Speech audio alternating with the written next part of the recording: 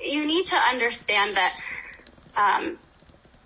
Dr. Farley did a really good job of making us all feel like we were like family to him. And so it was very confusing. Never in my wildest dreams would I have thought this man that has delivered my child, he takes care of he's my children's doctor. He's my doctor. He was a family doctor. And it was nowhere on my radar to think that I wasn't safe or that what he was doing was not medical.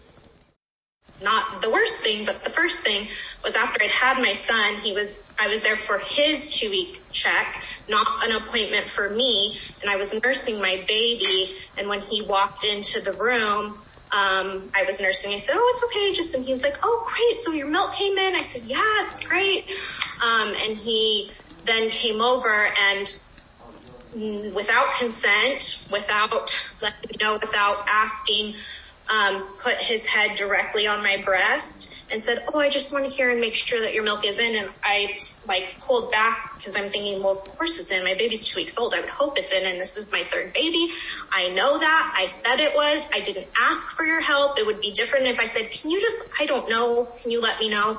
None of that. He just came right in. And then after listening, having his head directly on my breast, he then said, "Oh, now I just want to feel and make sure," and then stuck his hand down my shirt and started squeezing and feeling at my breast without gloves on, mind you. He had just walked in the room. And I remember being like, this is really weird, but chalking it up to, I guess he just loves babies and every aspect of it. And because again, surely there's no part in my brain that is thinking that there's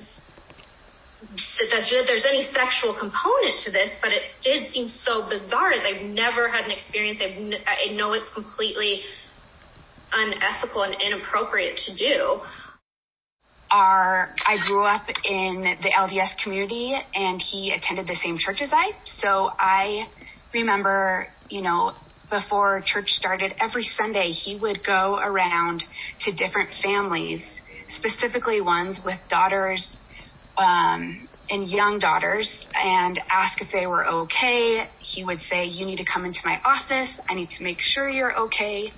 So I grew up from a young age in that environment where I felt like everyone saw him, everyone trusted him, everyone adored him.